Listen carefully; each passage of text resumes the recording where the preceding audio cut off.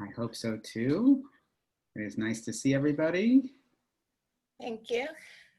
I'm going to go live on Facebook momentarily and then we'll start. Morning. Hopefully going live on Facebook. We'll see. It wasn't agreeing with me earlier this week.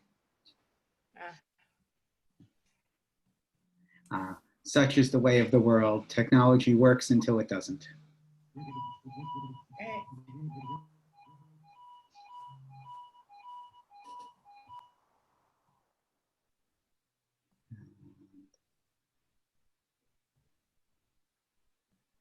There we go.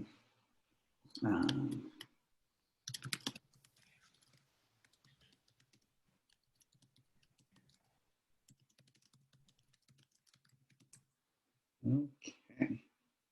Boom. All right. Wonderful to see everybody. We're going to start as we do always with our blessing over learning, which is Baruch Atah Adonai Eloheinu Melech Haolam Asher Kedeshanu V'tzivanu La'asot V'divrei Torah. Praised are you, Adonai, our God, ruler of the universe, who sanctifies us with commandments and commands us regarding engaging in words of Torah. All right. And that takes us on to today's topic, which is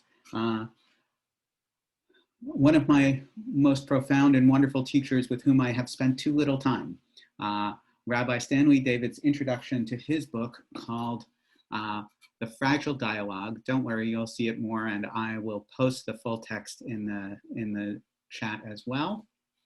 We have Ethel coming in, which is great. I'm gonna get rid of the waiting room. All right. So Rabbi Davids is a Reform rabbi and scholar on Israel and Zionism, and his book is called New Voices of Liberal Zionism, and is a, well, hopefully you will enjoy it as much as I have. And we will read and comment together. Of course, this week of all weeks, we have a lot going on in Israel. This week, just to give a little, for those of you who I'm sure are watching the news like I am, two major developments in Israel. One is peace with Arab countries with whom Israel has never been at war, which is very interesting, right? So Bahrain, the United Arab Emirates, all of these countries with whom Israel has not fought, but nonetheless has never been at peace, now suing for peace, which is wonderful. I mean, there's nothing bad about this. It may even earn our current president the Nobel Peace Prize, which would be fascinating. In any event, that's going on while Israel is also facing a second shutdown to curtail coronavirus. That is, here we are facing with Israel struggling in the face of coronavirus like no other country except our own. And that is harrowing to say the least. So, especially with the high holy days coming up and Jews in Israel wanting to gather even more. So, like the discussion that we started last week on Talmud, this could be just part one of this discussion if people are interested in it. This entire book is filled with interesting things, and I will give us a little preview of it. So here in the table of contents, we are skipping the foreword and the preface and going right to the prologue. Our topic today will be Without a Vision, a People Will Perish by Rabbi Stanley Davids. And the rest, I wanted to include the table of contents so you could see what is in store for us if we continue. Myths and Facts, Zionism and Reform Judaism, Peering into the Nationalist Mirror, To Be a Post-Nationalist Zionist, a Theopolitical Reflection, An Evolving Covenant, Renewing the Liberal Commitment to a Jewish Democratic State, Social Justice and Universalism, versus Jewish peoplehood and particularism and the security of the Jewish state. So a lot of good stuff. This book is filled with these articles by scholars and rabbis who contemporary to today.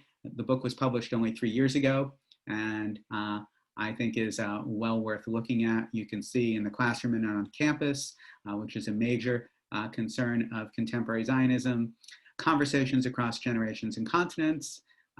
So we have everything from the Talmud to a letter to my rabbi from your favorite 20-something congregant, all sorts of things. Zionism, liturgy, and theology from great rabbis, and Zionism and Tikkun from a bunch of other wonderful rabbis, and the afterword by the other editor, Rabbi Lawrence Englander, both wonderful rabbis guiding this discussion. So here we are in the prologue. Does anybody have any questions as to why we might be talking about Israel and Zionism today, or does it seem relevant? I hope it seems relevant. So our prologue, written by Rabbi Davids, is without a vision, a people will perish. What I tend to see happening more and more is people retreating into their own corners. People seem scared to get things wrong or be shouted at, so they form villages in which they agree with every other member. And maybe they go out and shout at the people in the next village for fun, but there's no interchange of ideas going on. I think we have to encourage the idea that you're allowed to think things. I have thought a great many stupid things over the years, and I can tell you that there's not one stupid thing that I have ever thought where I changed my mind because someone shouted at me or threatened to kill me. So this is a profound statement about where we are today. I don't think any of you will recognize the author who authored it, but Rabbi Davids will refer to it in a moment. He says, this may be the first time that one of my all-favorite science fiction and fantasy writers has ever been quoted in a volume dedicated to an exploration of 21st century progressive religious Zionism. But very few of the default scholars of North American Jewish life have better described the current situation of internal discourse regarding our relationships with and our commitment to the state of Israel, even if Neil Gaiman did not at all have Zionism in mind. So the author of this quote is Neil Gaiman. Neil Gaiman is a fantasy and sci-fi author, as Rabbi Davids noted, and it was made in an interview in the LA Times in 2016. And it describes, obviously, both our society as it is today and also the state of Jewish conversation about Israel. Rabbi Davids continues, far too often we do in fact shout at each other. We delegitimize each other. We scorn each other. We exclude our ideological others from those public platforms that one way or another we happen to control. Or we retreat to our own little villages, preferring not to get engaged with what has become a conversation as fraught as it is important. And I'm sure all of you who have talked to anybody who doesn't agree with you, which if you're Jewish is pretty much everybody else, have seen that we have in fact retreated into separate tribes even, which we'll talk about. That we may say we are all members of the tribe, however, we often end up as members of a very disagreeing tribe and subdivide into subsections of that tribe all too often. Losing the ability to speak comfortably with each other. In February 2016, Frank Luntz, a specialist in market research, a highly regarded national pollster, and a consultant to the Republican Party, was invited to address, we have a chat, somebody put in a chat. Can you please make the print larger? I can, is that better? There we go. Okay. Thank you. Please. Frank Luntz was invited to address a large gathering of student leaders of the Alpha Epsilon Pi fraternity. AE Pi, of course, is the biggest Jewish fraternity in the country. Luntz had the assigned task of helping to guide these passionately committed Jewish young men in their campus battles against the BDS, the Boycott, Divestment, Sanctions movement. One of his strongest suggestions to our future communal leaders that day was that they stop using Zionism in their debates. The word is too confusing, it is too little understood, it carries too much negative baggage. It calls to mind descriptives such as radicalism and extremism. Should the students talk about Jews? Yes. Should they talk about Israel? Yes. But please, please don't mention Zionism.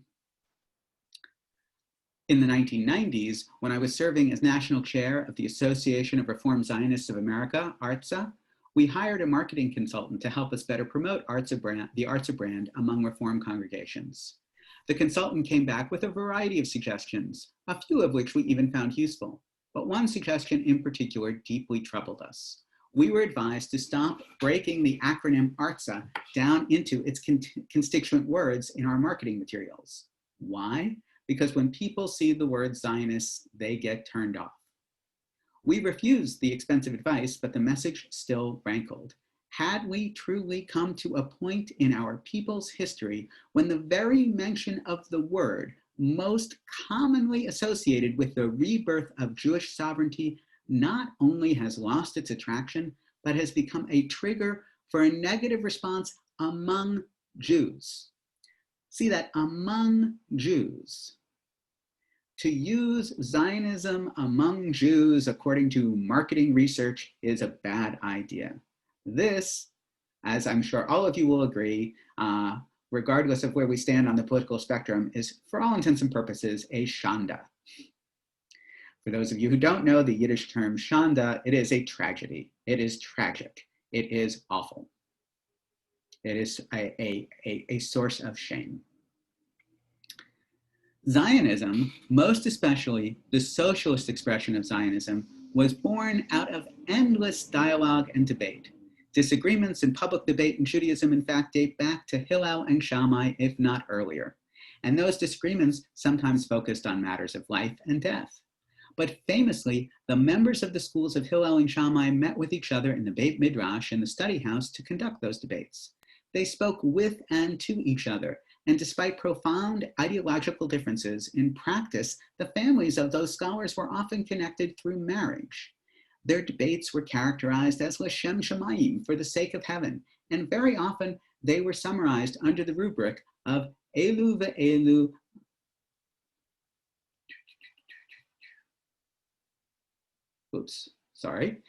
Divrei Elohim Chayim. These and these are literally the words of the living God, or as Rabbi Davids translates it, no matter the depth of their disagreement, both sides are expressing divine intentions.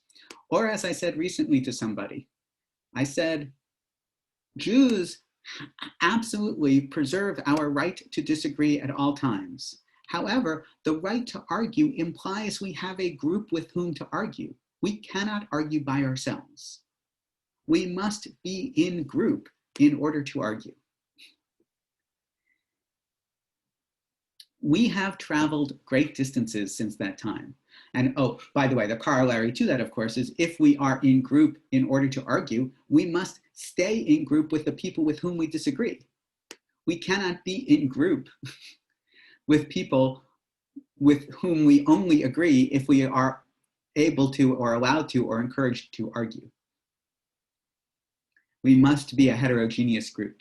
And of course, any group of Jews is intrinsically heterogeneous. We are all filled with our own sense of what it means to be Jewish and who we are. We have traveled great distances since that time, since the time of the Talmud, of Hillel and Shammai. At various moments in our history, we have even chosen to manipulate the foreign powers under whose governance and through whose tolerance we were allowed to maintain our communities, to take sides in our internal disputes. The battles between the orthodoxy of the 18th century and rising Hasidism were often decided by one side or another having recourse to secular authorities.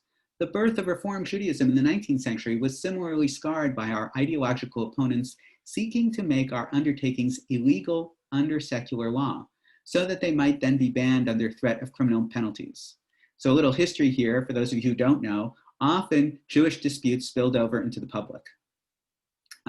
this debate is not technically between Orthodoxy and Hasidism in the 18th century. It's between the precursors of Orthodoxy, the Vilna Gaon and the Lithuanian school, the Litvaks, and early Hasidism. And the Litvaks did not like early Hasids. And to this day, we have subdivisions within Orthodoxy of the Hasidic Orthodox and the non-Hasidic Orthodox, before we even get to other subdivisions. And of course, the Reform Jewish arguments in the 19th century were with Reform Jews and the earliest Orthodox rabbis, who often were the secularly appointed rabbi of the town. So there was a habit in Europe of appointing a city rabbi. And those city rabbis often represented the traditionalist camp, which eventually became the Orthodox camp, and therefore fought in the civic square against Reform synagogues. In the 21st century, though the means we choose are different, we seem increasingly to be turning our backs on Elu ve'elu, these and these are both words of the living God, in favor of tone-deaf confrontation when matters of Israel and of Zionism are being considered. And not just confrontation, but exclusion as well. Should we allow J Street to be considered a Zionist organization or not? Should it be admitted into membership of the Conference of Presidents of major American Jewish organizations, or is J Street as bad as Israel's current permanent delegate to the United Nations, Danny Danon, has claimed? Is the right-wing Zionist Organization of America, once a profoundly respected voice of Zionism, still to be considered mainstream enough to be included in public debates? Should individual campus Hillel organizations have the right to invite speakers to their forums who are supportive of BDS? This, by the way, is one of the most illiberal things about Jewish communal life.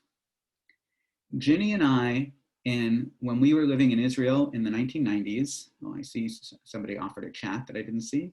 J Street. Bob asks what J Street is. J Street was organized as the left of center is pro-Israel lobbying counterpart to AIPAC, when AIPAC was identified as too right of center. And so in the United States, while the American Israel Public Affairs Committee, not a political action, not a PAC, but AIPAC, is one of the most powerful, if not the most powerful lobbies in the country. Needless to say, Jews don't all agree with AIPAC, and so we founded yet another lobbying organization that is pro-Israel, that would be pro-peace, as opposed to just pro-whatever. AIPAC is often perceived as pro-whatever the Israeli government is pro at any given time. So there is disagreement about this, which gets to the point that I think this paragraph raises. We spend a lot of time and energy and attention as Jews deciding who is really Jewish, who is really Zionist, who should be allowed in, who should be allowed out, which seems to me to be a waste of energy. There are only 14 million of us. In any given city that is not New York, Chicago, Los Angeles, Jerusalem, Tel Aviv, Haifa, or Houston, Jews number, if we're lucky, in tens of thousands. If we're lucky. Toronto has the largest Jewish population in Canada and is numbered in over 100,000. Montreal, less than that. We are not so privileged in our numbers that we should be saying who is in and who is out. We should try, our question should be, how are we all in it together? How can we bridge our differences so that we can work together? And yet, I cannot tell you how much trying to figure out the easiest way to say it, call it authenticity measuring, is done in any given Jewish group. Are you Jewish enough? Are you Reform enough? Are you halachic enough? Are you whatever enough? When I would say, if someone is standing up and saying, I am Jewish, they are already taking the risk to self-identify. And thank God, it's not so easy to stand up in public and say, I am Jewish. We ought to celebrate it.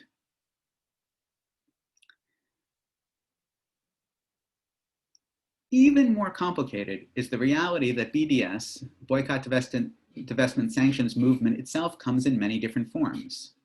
Can one be an actively committed supporter of the existence of a Jewish democratic state and yet also support one form or another of BDS? And on the flip side, can one still be welcomed within the community of liberal religious Zionists while supporting a future somewhere in between a one-state and a two-state solution? Many of you may know that in liberal activist causes in the United States, being Jewish at all, much less being pro-Israel, is often frowned upon. That Jews have had to fight to keep their place at the table in liberal marches, in everything from the women's march to LGBTQ marches to any other places. And that BDS, while complicated, is in and of itself funded by Hamas. So that, yes, there are Jews and rabbis who are pro-BDS who are not necessarily pro-Hamas, but nonetheless it is Hamas, that is a Palestinian organization, that is one of the primary funders of the BDS argument against Israel.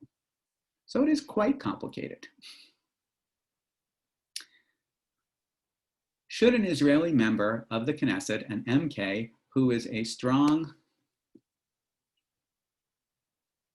supporter of settlement expansion in the occupied territories, be treated respectfully and be warmly welcomed when she visits our North American communities? What about embracing an MK who voted to deny entry into Israel by anyone who is on record as supporting BDS? Do we need to listen to voices that would lay out a scenario in which not all of Israel's actions in the War of Independence were above severe reproach? Were there really times when the Arab inhabitants of Palestine were invisible to the eyes of the Zionist pioneers? Is that still true today? I suspect it is. What I was saying, when Ginny and I were in Israel in the 1990s, we were actually part of, I mean, this is nothing of this is new. We were part of a liberal movement, a labor and merits movement to bring a speaker to campus at Hebrew University in Jerusalem. And that same group wanted to protest the bringing to campus of a conservative speaker because they disagreed with him. And liberal with a small l, not associated with a political party, but associated with the definition of our republics and our democracies, requires freedom of speech and pluralist inclusion of all perspectives, to a certain extent, with regard to the inciting for violence and uncivil actions towards members of the society. It is impossible to have an open debate about important issues if we refuse to allow people we disagree with to speak on campus. And this goes on in Judaism as well as elsewhere. The disagreements, the epic and bitter and at times hate-filled intra-Jewish arguments over the Obama administration's agreement, known formally as the Joint Comprehensive Plan of Action, the JCPOA, that sought to limit Iran's capacity for nuclear proliferation, only brought new reasons for Jews to set aside the need for respectful and potentially productive dialogue. These disagreements helped shape the choices of some during the 2016 presidential election. They also opened yet deeper fissures within the organized Jewish community. So this, by the way, obviously has gone much farther now since this was written in 2017.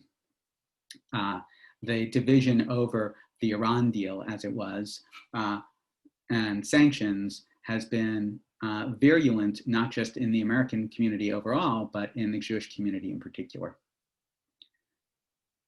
Dr. Micah Goodman, a research fellow at the Shalom Hartman Institute in Jerusalem, was sadly correct when he noted in a lecture in Los Angeles in February 2017 that, quote, "The last great moment of unity of the Jewish people was immediately before the beginning of the Six-Day War," unquote. Dr. Kenneth Stein of Emory University has often referred to that war as a quote unquote legacy moment in Jewish history. So the beginning of the Six-Day War is June 1967. Now, I know some of you think I'm a particularly young person, but that is around the date that our building at Delaware Avenue was opened in 1967. It is a 53-year-old quote, the last great moment of unity of the Jewish people. We might argue that there might have been a moment of unity during the Yom Kippur War in 1973, when everyone agreed about Israel being a victim at that time. Maybe. This is, again, there are only 14 million of us. Do we need safe spaces? It was during the Iran debates that conversations about the need to find safe spaces within which reasoned and respectful discussions and debates could be carried out began to proliferate. Now, there are a couple of footnotes here that I'd like to refer to because so I'm going to jump around for a little bit. I apologize. This is the end of the article, but his footnotes are good. I included them, and as I said, if anybody wants a copy of this, I'm happy to email it to you, and I'll post it online afterwards. So with regard to the question on whether or not Israel did things that we should be not proud of at all, he recommends reading these two books, which I also highly recommend, My Promised Land by Ari Shavit and Yossi Klein Halevi's Like Dreamers. Ari Shavit has been discredited by his personal life. He has a history of sexual harassment. However, his book, My Promised Land, is still a seminal look at the War of Independence, as is Yossi Klein Halevi's Like Dreamers, both of which are really worth reading. And if we want, we can look at them at a future date. But the footnote that I wanted to look at here is the term safe spaces. Currently conveys two very different notions. On college campuses, the demand for a safe space is often a plea that campuses should not be places where students are forced to confront ideas with which they are not comfortable. In our use, a safe space is meant to indicate a setting that welcomes open, honest sharing of divergent viewpoints. This, I think, is very important. It is very important. The preservation of a student's comfort on college campus is not about safety. It is about comfort. And there is a difference between comfort and safety. This notion that a young adult should not be confronted with a book that reveals the racist history of our country, like Huckleberry Finn, or reveals gender bias or sexuality in an English class, like, I don't know, Shakespeare, is absurd. The nature of liberal democracy and the nature of a liberal arts education is to go into places that we don't initially find comfortable and find their value anyway. So, however, to create a safe space that is open, that is welcomes open, honest sharing of divergent viewpoints, that's a whole different story. That's saying, I am putting it out there. I am making myself vulnerable. I am going to say something. And if it makes any of you uncomfortable, feel free to challenge me. Because our openness in this setting is that we get to share what's really important. And if it's really important, I need to make it safe for you to disagree with me. Hopefully all of you feel that.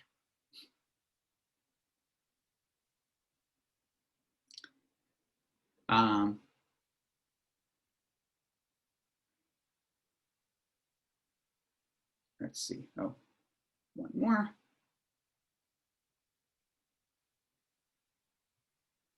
Now I need to find where we were. My apologies.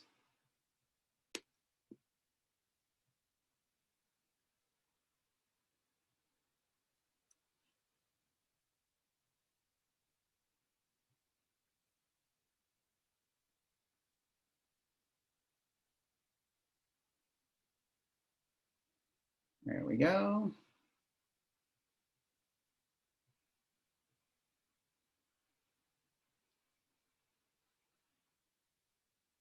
It's going too fast. Don't you hate that?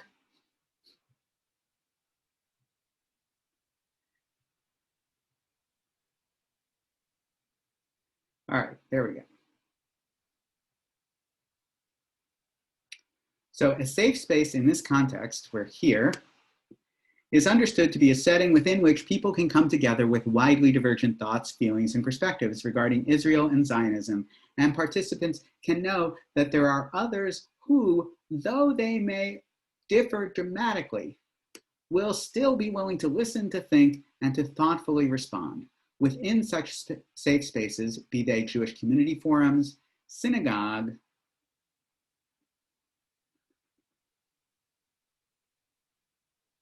discussion groups, or salon-like gatherings in private homes, personal attacks are set aside, and the grip over rigidly held positions is loosened enough for both hearing and listening to be possible.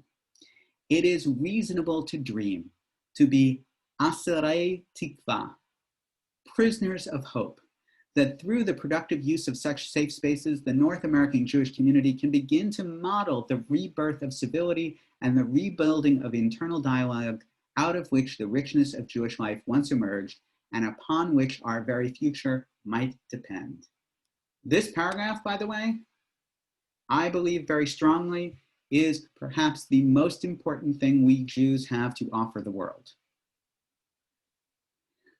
We have a tradition, as Rabbi Davids has mentioned, of figuring out how to disagree and still be in the same group. At no point in American history can I point out a time when Americans need this particular Jewish trait more. At no point in North American Jewish history can I point out a moment when the Jewish community needs to emphasize this particular trait more.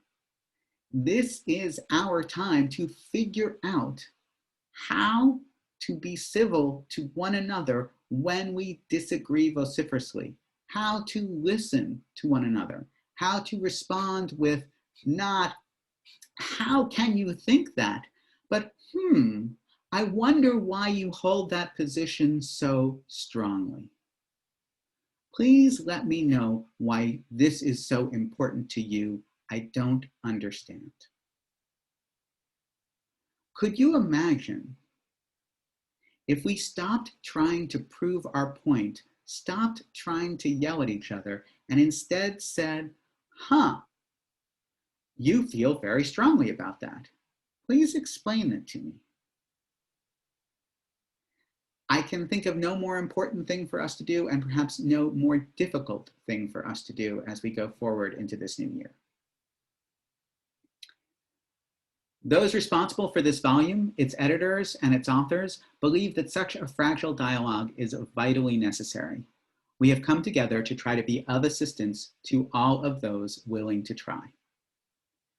Genesis. There is no need to review here the well-known Pew surveys of American Jewish life that have brought uncomfortable clarity as to how Jews practice, what their domestic political proclivities might be, how they understand the very nature of their Jewish identity, the role or lack of same of denominational differences, attitudes towards marriages between Jews and non-Jews, and to what extent, if any, Israel and Zionism should help define the nature of Jewish identity in the 21st century. Those Pew studies, especially as they relate to millennials and the state of Israel, have given the North American Jewish community new data, new images, new metaphors, and new reasons to worry. We have Jewish celebrities like Seth Rogen basically going out in front of the public and saying they don't care about Israel. By the way, this is contrasted by the fact that even though many, many young people evince such a perspective, the majority of young people still care about Israel. We have done a good job helping Jews care, but not educating them about the distinctions. And he's going to mention that in a moment. Responses to the Pew Research, layered over by the bitterness and divisiveness that now accompany our diverse perspectives as to how Israel is responding to a daunting array of domestic and foreign challenges, have helped stimulate the spread of hardened, dogmatic attitudes as to who is to blame, how matters can be improved, how we should balance our ethnic in-groupness with the demands of our universalistic prophetic tradition, and why we should even bother to care. I'll tell you something that I think is very important about this, because one of the ethnic in-groupness things, and this is a tangent, is absolutely influenced by the question of who we get to marry. The latest tracking of studies of young people say that when, and this is a study of Jewish young people who have been on birthright, 85% of Jewish young people who went on birthright and then married somebody who wasn't Jewish and had that wedding officiated by a rabbi had Jewish households and raised kids Jewishly. I want to repeat that. 85% of young people who have gone on a birthright Israel trip, who later, at some point or another, fell in love and married somebody who wasn't Jewish, and had a rabbi officiate at the wedding, profess Jewish identity through raising their kids Jewish in their households. 85% of intermarried couples. Yes, Ethel. Does that mean that the non-Jewish spouse converted? No. No. Okay. Just because they were married by a rabbi, the implication to me is that there was conversion, but not necessarily, you're saying. Absolutely not. In fact, almost all of those people do not convert. There is no greater shift in people's attitude towards Judaism than when they are welcomed with the person they love, whomever that might be, by a rabbi or a cantor, and celebrated at their wedding. To tell people no at that time is to close the doors on Judaism for generations. And if we want to know why young people don't come back to synagogue, why young people don't affiliate with Judaism, it is because we have said, we don't like your choices, make different choices. And this is I agree. nothing new at all. However, you're also saying that birthright experiences have a tremendously positive influence. There is no doubt that the trip to Israel makes people feel prouder of their Judaism, which is also underlying sort of the nightmare vision of these numbers. Mm-hmm.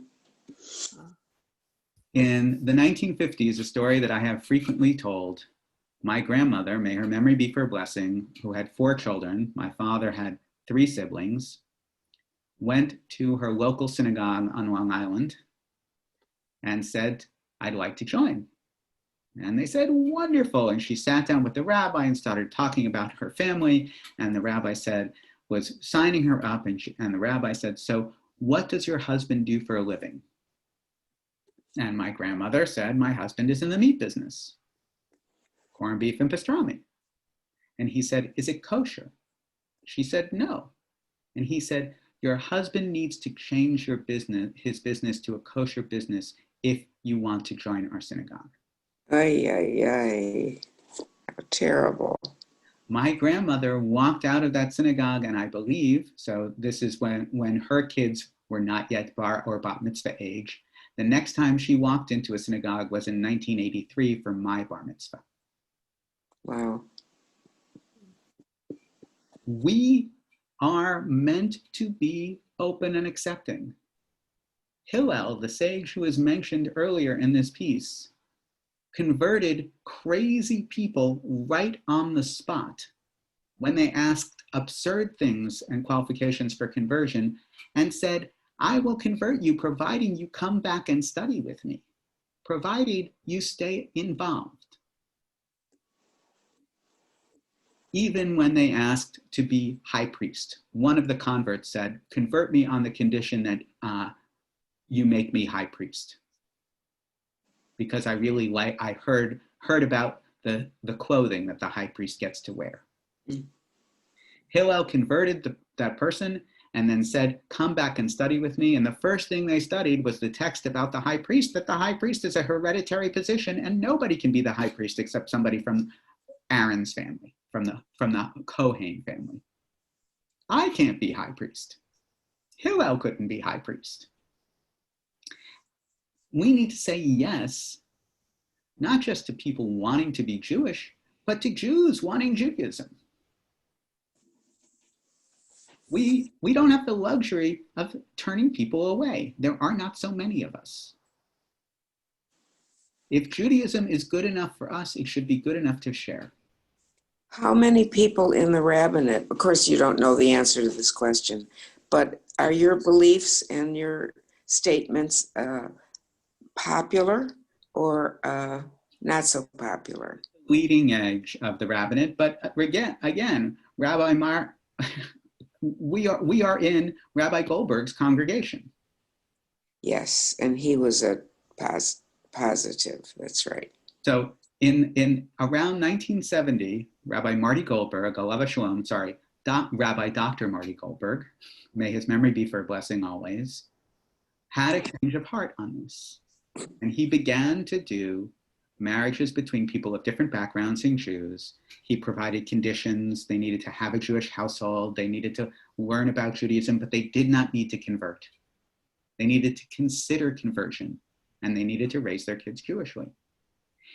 He was the first rabbi of a major Reform synagogue in his generation to make that decision.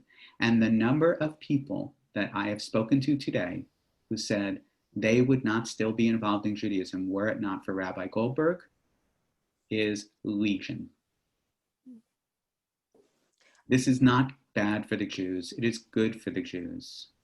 I once went to a conference, a UAHC, a biennial or something like that, and I had a name card with my name and Buffalo, New York on it, and somebody came up to me and said, Buffalo, are you part of the congregation where the rabbi performs mixed marriages? And I remember saying, I certainly am, and turned around and walked away. But it was known throughout the field that Rabbi Goldberg was here. Yeah.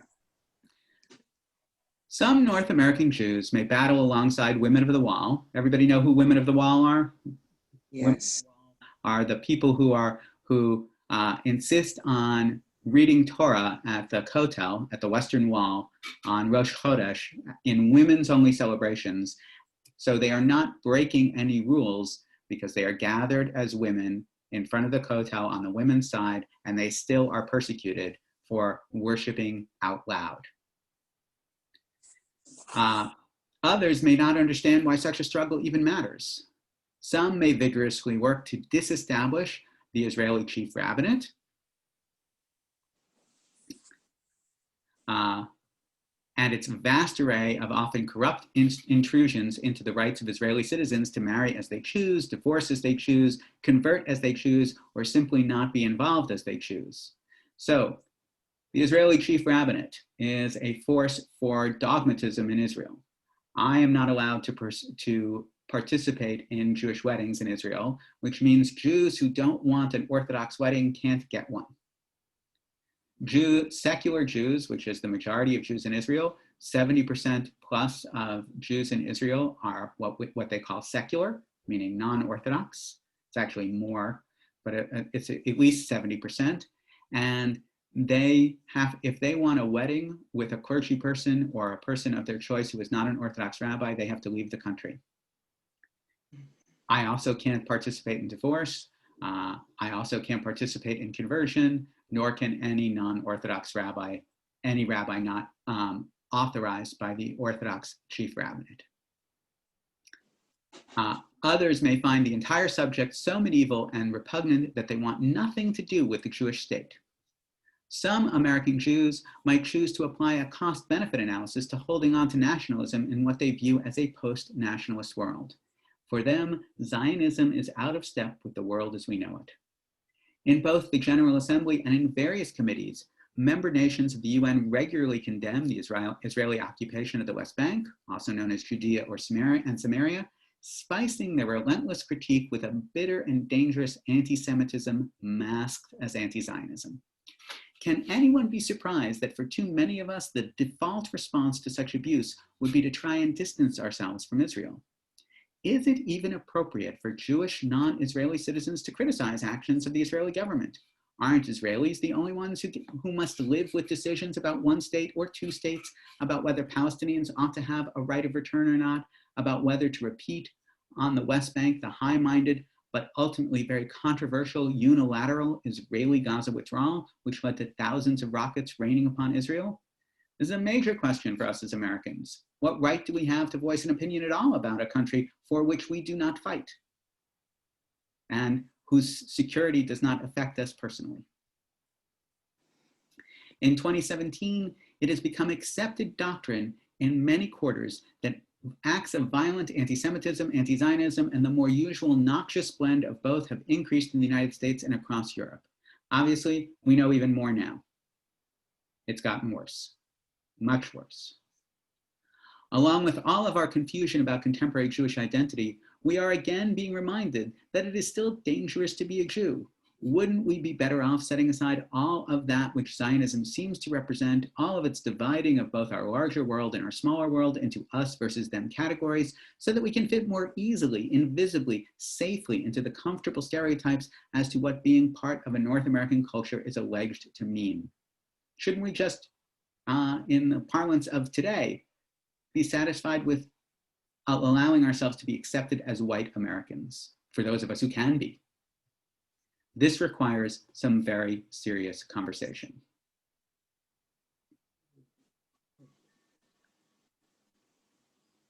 How did we get to this point?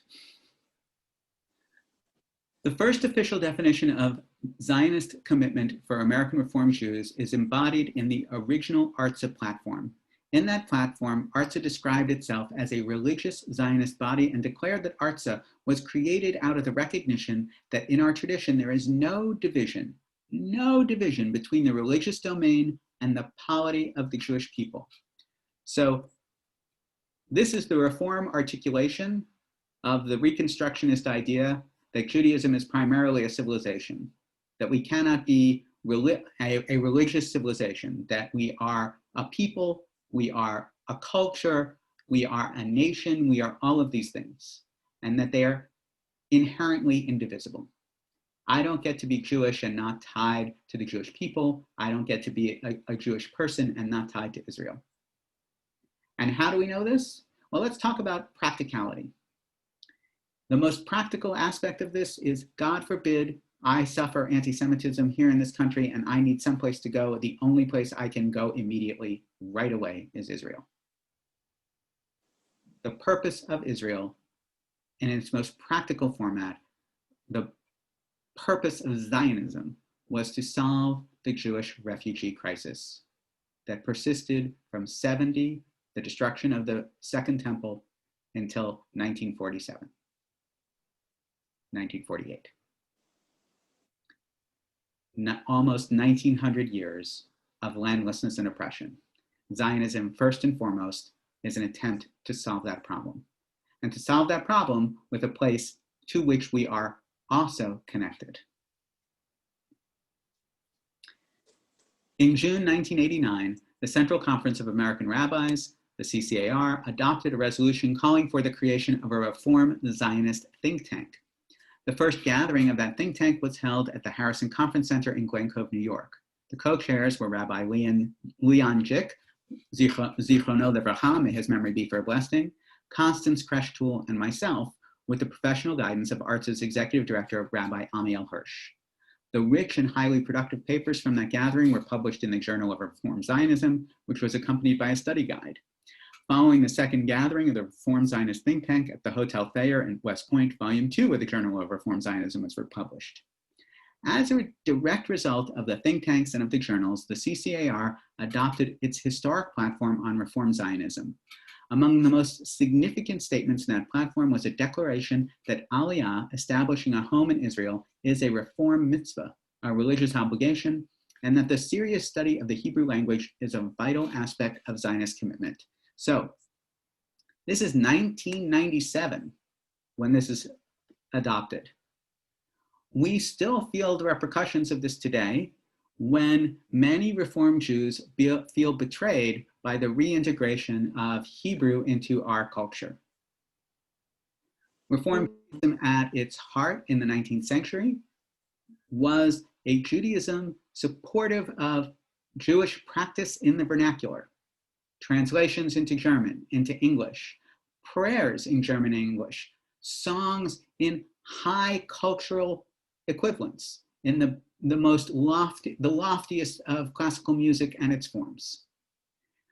With that critical moment in 1967, liberal Judaism, progressive Judaism began to adopt both the guitar and the folk song and the use of Hebrew in our liturgy that crystallized finally not only with the idea of serious study of Hebrew as a vital aspect of Zionism and Reform Judaism, but also the adoption of a new prayer book, Mishkan Tefillah, 7 years later in 2004, which has much more Hebrew than our prior prayer books, and gives a huge nod to the singing of Hebrew replacing the singing of English.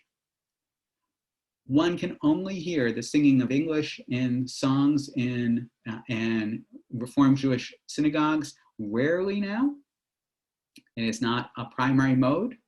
It is coming back, or as a holdover from classical, what we now call classical Reform Judaism, which all too often is identified with something old-fashioned, but really, in my mind, is a preservation of the use of English in prayer. I think we need to do both and, but then again, I'm a devout inclusionist. Sadly, platforms alone did not suffice to greatly alter the nature of Reform Zionist commitment. At the end of the day, very little actually changed on the ground. In similar fashion, the much ballyhooed agreement between Israeli Prime Minister David Ben-Gurion and American Jewish community Jacob Blaustein that sought to permanently resolve who speaks on behalf of world Jewry failed to achieve its stated purposes. In the real world, words and platforms and declarations are simply not enough. We are therefore being challenged time and again to drill down to what it really means, in deeds, not just in statements, to be a Zionist in a world within which the Zionist dream was supposedly fulfilled with the establishment of the State of Israel in 1948. A stage was thus set for the publication of my article entitled "A Proposed Taxonomy for a 21st Century Theology of Reform Zionism." So first of all, before we go there, what is the purpose of Zionism after we have a state? That's at the heart of this question. Herzl founded Zionism and convened the first Zionist conference in 1897, 98, 99, all those conferences to establish a state in Israel.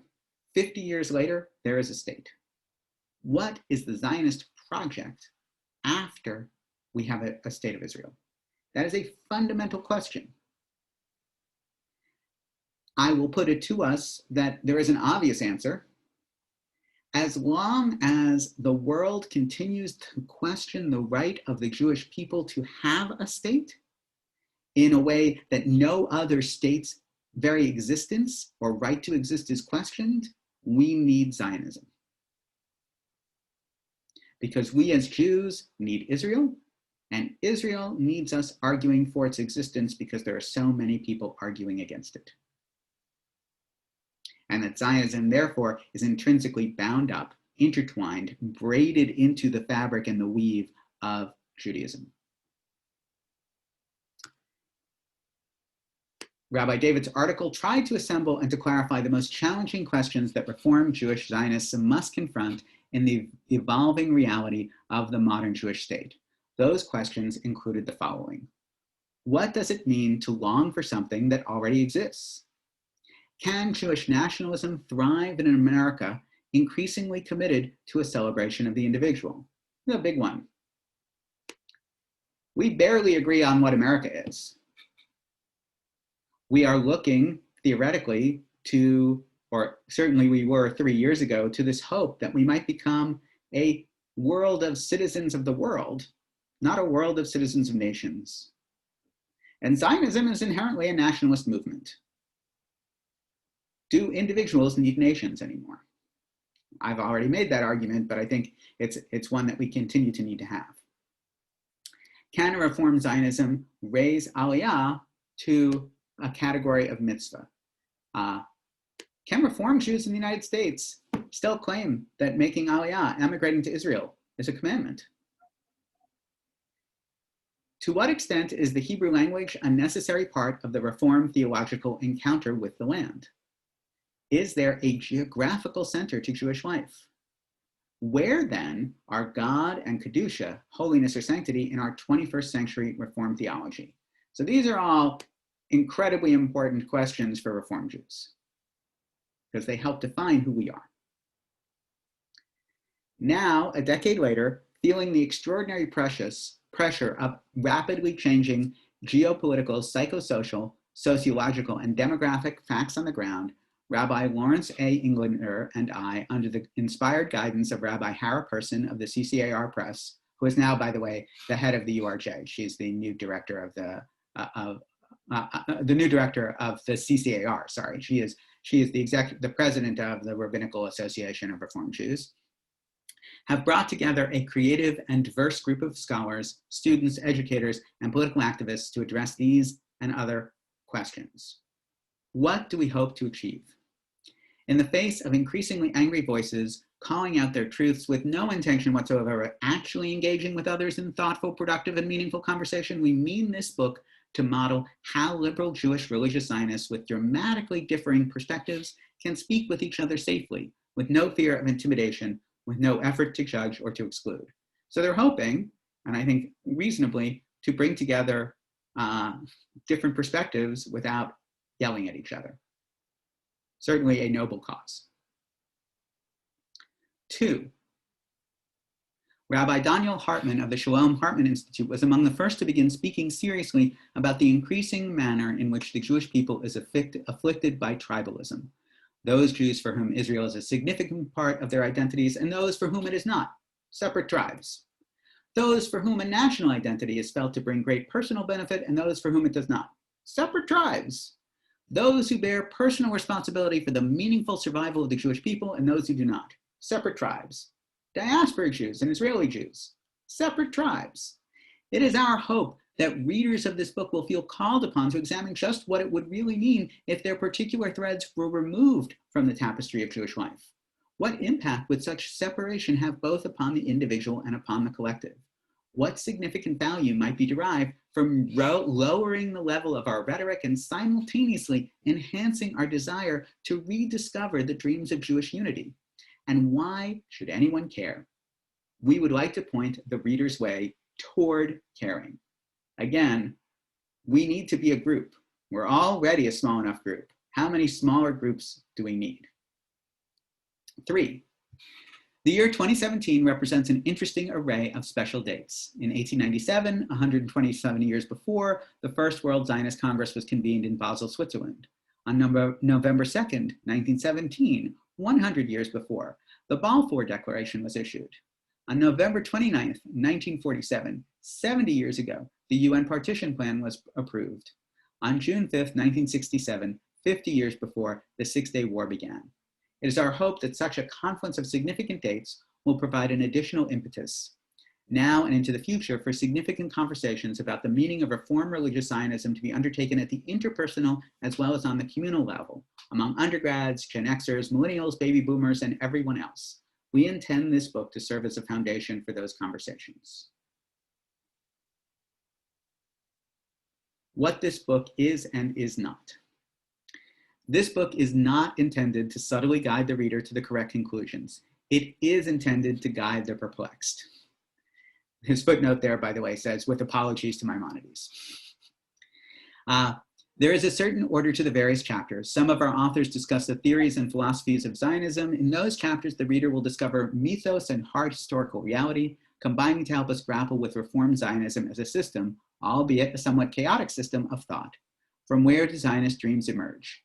Have we fulfilled those dreams, or have we abused them into unrecognizable forms? It seems obvious to all that our day schools, afternoon schools, youth groups, and adult education classes have, in the main, failed in their efforts not just to teach the facts about Israel, but to drill far more deeply into why it is that any of us should care. Students of all ages complain that our Israel-oriented education lacks nuance, far too often opting for a black and white presentation of the issues at hand. There are good folks and bad folks, and it is always easy to differentiate between the two. The War of Independence and the Six-Day War were occasions of messianic fulfillment, even if the other side views those same occurrences as a profound disaster or cataclysm. Nakba. Nakba is the Arabic word with which Palestinians refer to the War of Independence, or not. It is often that lack of nuance in how we teach that leaves our college-age students totally unprepared for what they encounter on their campuses, loading our students up with more haspara, explanatory propaganda materials will not make them better communicators. Only a year or two ago, a group of students, college first-year students, came back asked for a meeting with the principal of their day school in Los Angeles and protested to the principal and said, how could you prepare us so poorly for talking about the reality of Israel on campus? All we had was pro-Israel platitudes, and we had no real discussion points to engage with people who could pick them apart. Can we bring nuance and ambiguity into our educational processes, or does any perceived softening of our approach give succor to those who still hold that Reform Jews cannot truly be Zionists? Reform Zionism is far more than a political undertaking. It is far more than a religious undertaking. It is far more than rectifying the past or building walls of protection against an unknown future. Reform Zionism can and should be one of the primary means for the Jewish people to become engaged in tikkun, in perfecting our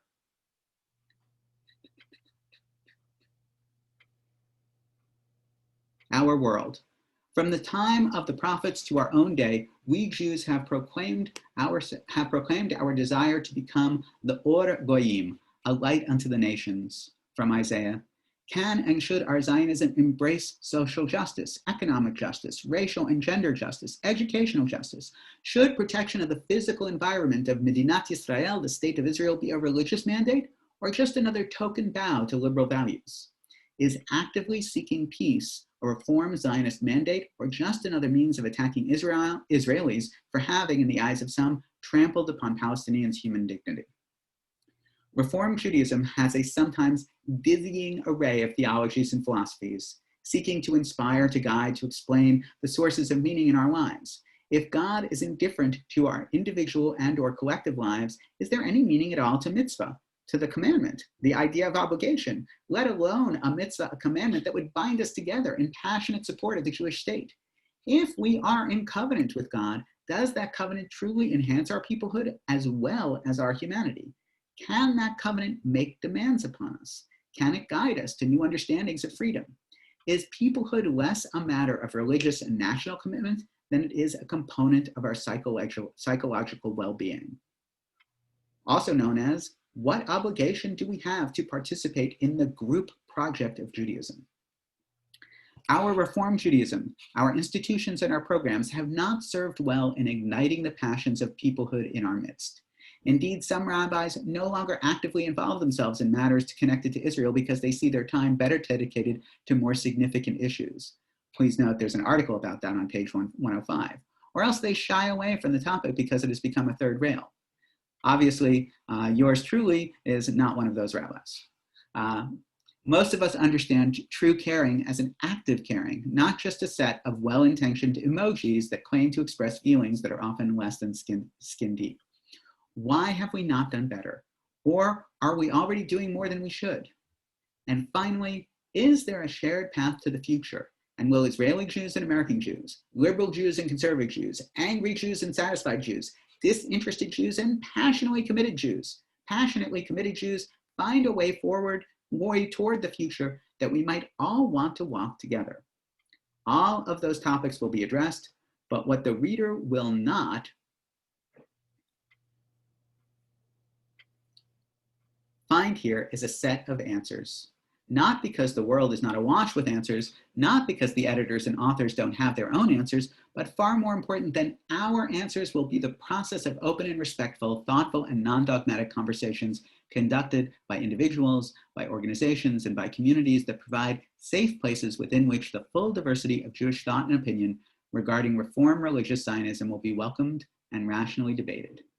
Say ulamad, go forth and study, let the conversations begin.